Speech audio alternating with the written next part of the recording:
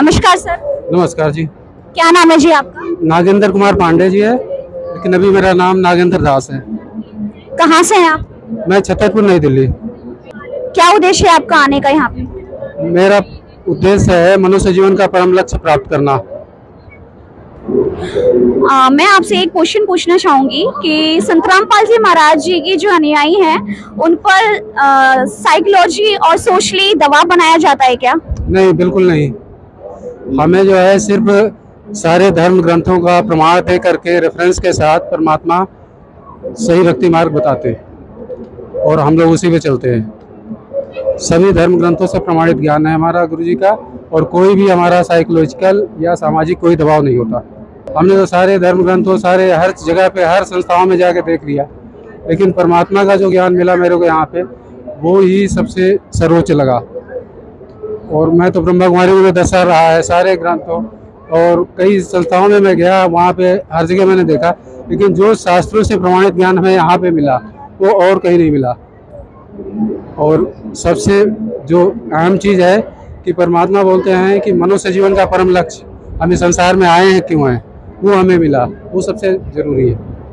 हमने ये सुना है कि संत रामपाल जी महाराज जी जो हैं अपने आप कबीर साहब का संदेश वाहक बताते हैं, तो इसका क्या आधार है?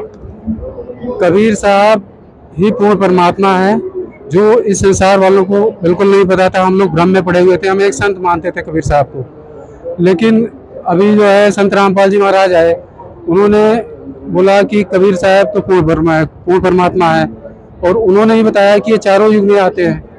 तब हमें पता चला कि कबीर साहब है क्या।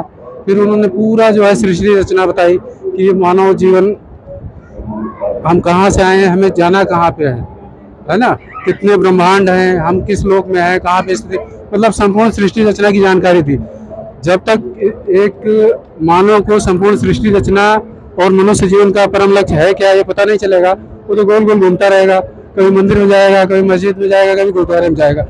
लेकिन जब हमें पता चल जाता है कि हमारा मनुष्य जीवन का परम लक्ष्य है क्या, परमात्मा ने बोला कि मनुष्य जीवन का परम लक्ष्य मोक्ष की प्राप्ति है, और उसका सही मार्ग क्या है वो बताया उन्होंने सारे धर्म ग्रंथों से प्रमाणित होकर के। तब जब वो चीज़ हमें पता चल गई, फिर कहीं भटकने की जरूरत नहीं है।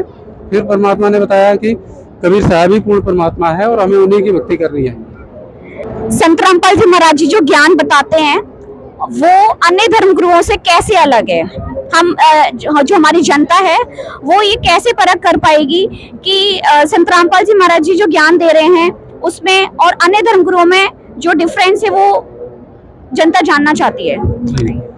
संत रामपाल जी महाराज जो भी ज्ञान बताते हैं उस सभी धर्म शास्त्रों का रेफरेंस देकर के बताते हैं।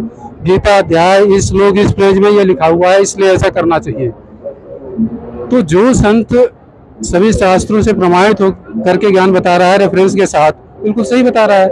और जो ये बोलता है कि भाई जलेबी खा लो, समोसे खा लो, ऐसा कर लो, ऐसा कर लो, कहीं कोई प्रमाण ही नहीं है, तो वो तो मनमाना आचरण हो गया। इसके लिए गीता अध्याय 16 के श्लोक 23 में स्पष्ट मना किया है कि अर्जुन, जो व्यक्ति मनमाना आचरण करता है, मनमानी पूजा करता है, उसको कोई सिद्धि लाभ, कोई कुछ प्राप्ति नहीं होता।